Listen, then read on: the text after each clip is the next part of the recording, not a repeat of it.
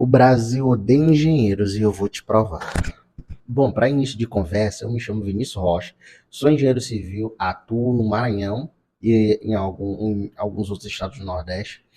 E quando a gente fala sobre o Brasil odiar a engenharia, não é só pelo fato de, na minha região, não ter tantas oportunidades de serviço, que é a realidade, mas por notícias que eu venho acompanhando ao longo dos anos, pelo trabalho, como ele se movimenta, por investimentos, pela remuneração e também do modo que se observa a profissão. Quando a gente fala em relação a prestígio da graduação, tá? Então, por esses aspectos, eu quero fazer esse vídeo demonstrando o quanto o Brasil ele é avesso à engenharia e que, portanto, por causa dessas questões, ele tem sofrido e vai sofrer ainda alguns danos, e aí quando eu digo isso, eu digo no geral, na economia e vai ocorrer principalmente com a população, tá? Então, pensando nisso, observando esses fatos, eu quero dizer que não existem outras profissões também que são aí essenciais, mas não são bem vistas pelo Brasil em si, mas como eu sou engenheiro civil, eu quero falar sobre a minha profissão, tá bom? Porque como é que a gente vai destrinchar esse assunto. Bom, para início de conversa, para a gente poder entender o porquê dessa situação tão problemática em relação à engenharia hoje, eu não quero só me basear na minha experiência como engenheiro, mas eu quero pegar um patamar do Brasil por inteiro a partir de informações coletadas em locais como Confea, o CREA e outras matérias que são apresentadas, tá bom? Para a gente começar, eu quero dizer uma coisa: existem diversas matérias que demonstram que ao longo dos últimos anos o Brasil ele reduziu a quantidade de engenheiros que estão se formando. Ou seja, tem menos engenheiro entrando no mercado de trabalho e tem aquela quantidade, ela vai envelhecendo, vai saindo do mercado de trabalho. Consequentemente, você não vai ter essa quantidade de profissional para atender a demanda do país, tá? Eu quero começar com essa informação que vem do Confea. O Confea ele fala que ele projeta para o ano de 2025 estarem faltando mais ou menos 500 mil profissionais no mercado, 500 mil engenheiros, e até o ano de 2030 vão faltar pelo menos 1 milhão de profissionais na área da engenharia. Essa mesma matéria, eu vou tentar deixar para vocês todas essas matérias, mas se você for no Google, você vai conseguir achar facilmente. Elas falam que a engenharia que mais sofre é a engenharia civil, né, que é considerada a mãe das engenharias e etc. Mas, assim, eu vou colocar aqui uma série de matérias que existem aí, vou colocar somente a tela para vocês, mas existem muitas outras aí que falam sobre esse apagão da mão de obra no Brasil, tá? Tem uma dessas matérias que vai dizer que o professor que está dando uma descrição sobre esse problemática, ele fala o seguinte: para tudo que se for fazer, precisa de um engenheiro, mas o reconhecimento da profissão é baixo. Os salários iniciais são desanimadores e o ensino médio não consegue preparar os jovens adequadamente. E isso espanta talentos, tá? Então, isso aí tem espantado talentos de diversas áreas. Gente, e quais são as causas desse apagão, dessa grande quantidade de engenheiros aí nas áreas de atuação? Eu vou enumerar aí 3 coisas que estão acontecendo, que está fazendo com que se apague essa profissão, e no final eu vou dar para vocês 3 situações que vão acontecer, e dentre elas, eu vou te dizer com toda sinceridade, o preço dos trabalhos de engenharia, eles vão aumentar muito por conta da falta de mão de obra especializada. Então, quais são as causas desse apagão de mão de obra? Primeiro, a dificuldade do curso, gente. Gente, o curso de engenharia civil, eu fiz engenharia civil, é muito difícil, cara. Não é para é cálculo do começo ao fim. Ali entre o quarto, quinto, sexto período, você encontra, eu acho que as piores cadeiras ali, que são estabilidade das construções, estabilidade das construções e estruturas de madeiras, que foram duas assim terríveis para mim, que ali o professor me lembra muito bem da faculdade, Ele marcou assim muito a minha carreira acadêmica, esse professor. Os últimos dois, ele botava lá uma viga para a gente calcular, um pilar, etc. Depois aumentava a quantidade disso. Né? Ele colocava os dois últimos números da carga, ele colocava um X e o Y. E aí esse X e o Y era o número que tinha na nossa carteira de entrada na faculdade. E aí, cara, a gente tinha que fazer o momento fletor, tinha que fazer o momento cortante e diversos outros cálculos lá para saber se a viga ia estabilizar, qual era o peso, etc. E fazer o momento, o desenho do momento, né? E aí o que acontece? O cálculo de ninguém dava certo, dava a mesma coisa. O cálculo do colega que sentava, o professor nem ligava, ele botava lá e saía da sala e ia lanchar em outro lugar, porque ele sabia que não tinha como pescar de ninguém. Então, olha a dificuldade, cara, que um cara tem para passar na faculdade de engenharia com um cálculo desse que o professor nem se importa em ficar na sala e no final não ter todo esse reconhecimento, não ter, que é o próximo tópico que eu vou falar, não ter um salário adequado. Tá? Então, olha a dificuldade. Então, por aí a gente já vê que o curso não é fácil. Engenharia civil, a engenharia que eu fiz, ela não é fácil de se passar. Eu entrei numa turma com 80 colegas e da minha turma se formou 10 ou 12, por aí, cara. Por aí. Então, a dificuldade é grande demais para se formar. A segunda causa, só para me voltar um pouco, olha só, a segunda causa do apagão de mão de obra é o retorno financeiro. O retorno financeiro, gente, para o engenheiro civil, vou colocar tudo na minha profissão, que é o que eu exerço hoje, é desastroso. Desastroso. Para você ter uma ideia, eu já vi seletivos aqui no Maranhão que, graças a Deus, foram derrubados pelo CREA aí, né? O CREA observou, foi lá e foi atrás tudinho. Seletivo que o salário de motorista era maior do que o salário de engenheiro civil. Eu não estou desmerecendo o motorista, gente, mas o engenheiro ele vai ter uma responsabilidade para assinar determinadas situações, assinar a responsabilidade de uma obra que é muito maior do que o motorista. E aí já teve, se você procurar, se você for atrás aí, são diversos, sai muito no Brasil.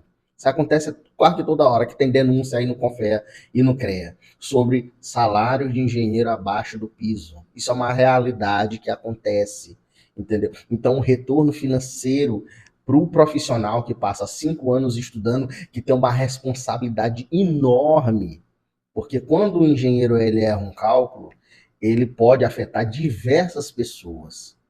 Então, a responsabilidade com a engenharia é enorme, gente. E aí você não tem esse mesmo reconhecimento na questão financeira. Tá? Você não tem essa questão de esse reconhecimento quanto o que deve ser colocado de honorário ali.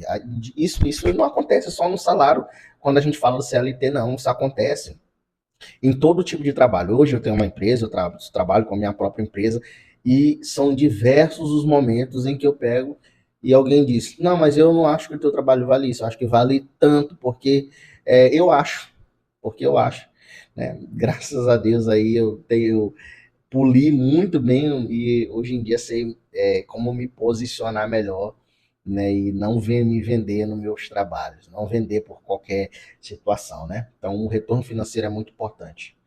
Terceiro é o reconhecimento profissional. Infelizmente, os engenheiros eles são pouco reconhecidos profissionalmente. Quando eu digo isso, eu falo de órgãos que demonstram interesse na questão do reconhecimento, que necessitam do conhecimento técnico do engenheiro para poder executar diversas coisas. Eu vou só retornar aqui na questão do retorno financeiro.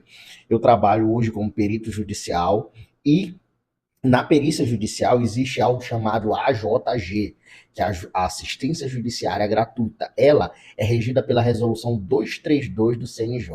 Nessa resolução, o CNJ, para vocês entenderem como aqui eu falo dos dois pontos, do retorno financeiro e do reconhecimento da profissão. Essa resolução do CNJ ela foi estabelecida em 2016. nós já estamos, e lá, se você for lá abrir o site, eu vou colocar aqui para vocês a tabela de 2016, até hoje não foi reajustada. São 10 anos de diferença e não foi reajustada. Então isso mostra muito da nossa justiça como que o retorno financeiro para um engenheiro não tem tanta, sabe, tanta importância e o reconhecimento que necessita, porque a justiça necessita do auxílio técnico para julgar uma série de processos. Tá? Então, o reconhecimento hoje ele faz com que exista esse apagão na situação. Para fechar, eu quero só contar uma situação muito triste que eu me deparei há uns anos atrás. Há uns anos atrás, o meu amigo de trabalho, que é engenheiro, nós trabalhamos junto no mesmo escritório, nós dividimos o escritório. Ele foi a um restaurante daqui da minha cidade e lá ele encontrou um amigo de faculdade nossa. Esse rapaz era um dos melhores alunos de engenharia civil lá, era um cara excepcional. E a gente observava e dizia, cara, esse cara vai ser muito bom no mercado de trabalho. E aí, quando a gente saiu, todos nós não conseguimos empregos imediatamente. Eu trabalhava como serviços gerais, tá? Eu não trabalhava como engenheiro. Depois que saí de serviços gerais, que eu fui empreender. Porque se eu fosse esperar por oportunidade, eu estava com muita dificuldade. E aí, o que acontece? A gente encontrou esse amigo servindo, cara, servindo como garçom. E ele ficou constrangido, na verdade, esse meu colega encontrou ele ficou constrangido com essa situação, e aí ele foi falar a situação dele, que ele tinha saído da faculdade, não tinha encontrado emprego, não tinha encontrado possibilidade de trabalho, e aí ele começou a trabalhar como motorista de aplicativo, bateram no carro dele e ele teve que ir para parar naquele emprego para poder consertar o carro, e aí voltar a trabalhar como motorista de aplicativo. Nessa situação a gente se comoveu muito e tentamos ajudar esse nosso colega, só que ele disse uma coisa pra gente que ali eu fiquei marcado. Ele disse, cara, eu desisto da engenharia. Eu desisto. Não vão reconhecer, o salário é muito baixo, mesmo que eu faça, que eu tente, eu vou ficar lutando anos e anos. E eu tenho relatos também de amigos que não só iniciaram, que eu encontrei ao longo do caminho do trabalho, como perito, como assistente técnico. Amigos dizendo pra mim, cara, se eu fosse, você é novo, dizendo pra mim, ó, você é novo, cara, faz outra coisa. Faz outra coisa. Porque eu estou já trabalhando há tantos anos com engenharia e não estou conseguindo. Então, eu estou pegando um extremo de uma pessoa que saiu da faculdade agora e um colega que já está há muitos anos no mercado de trabalho. E os dois estão dizendo, olha, estão falando da dificuldade. Então, será que não é a falta do prestígio do retorno financeiro? Será que o nosso país ele realmente gosta ou não? Porque eu falei para vocês, olha uma resolução do setor judiciário está há 10 anos, que não muda. E os amigos, trabalhadores, peritos estão ganhando da mesma forma, como antigamente. Tá? Isso está afastando cada vez mais o profissional, tanto dessas áreas como da profissão. Tá bom? Por último, eu quero relatar aqui as consequências do apagão da profissão. O país não gosta da gente, mas a gente vai ficar. Para finalizar, falando sobre as consequências, eu quero citar pelo menos 3. Tá? A primeira, dificuldade em encontrar profissionais. Os próximos anos vão ser muito difíceis você encontrar profissionais de engenharia, principalmente a civil, que é a que sofre mais. Assim como aquelas profissões, que são no caso pedreiro, marceneiro, já é difícil de encontrar, esses outros profissionais também vão ser. Tá? E aí é o que vai gerar a segunda consequência, né? Que vai ser o aumento do valor dos serviços. Isso aí, ó, para mim vai ser muito bom, né? Porque vai aumentar, porque não vai ter mais tanto profissional, então os profissionais que ainda estiverem atuando, eles vão ser super valorizados, né? E por último, para a gente fechar, é que a consequência desse apagão é o não desenvolvimento da nossa nação. Eu peguei aqui uma matéria que fala sobre a China, que é da Smarter Feed. Ela fala que a China ela investiu nesses 4 passos, 4 steps que são STEM, ciência, tecnologia, engenharia e matemática. A China forma a cada ano 3,5 milhões nesses 4 pilares, ciência, tecnologia, engenharia e matemática. Está na ponta aí da evolução ou do desenvolvimento, para melhor dizer. Esses investimentos nessas áreas, a matéria vai dizer que fez com que as universidades como a de Pequim estivesse em páreo com outras universidades que já são famosas no mundo e consolidou a China como uma protagonista na inovação em indústria. Ou seja, se a gente pegar e comparar o que a China está fazendo com o que o Brasil está fazendo, são coisas totalmente diferentes. Se a gente mostrar que a China gera esse tanto de profissionais nessas áreas aí, e aí a gente começa a observar a diferença. O Brasil anda ao contrário, é inversamente proporcional ao que a China está fazendo. Ou seja, o desenvolvimento da nação vai ser precário nos últimos anos. Juntando tudo isso, eu quero demonstrar para você e comprovar a realidade que realmente o nosso país, ele não ama a engenharia e nem ama os engenheiros.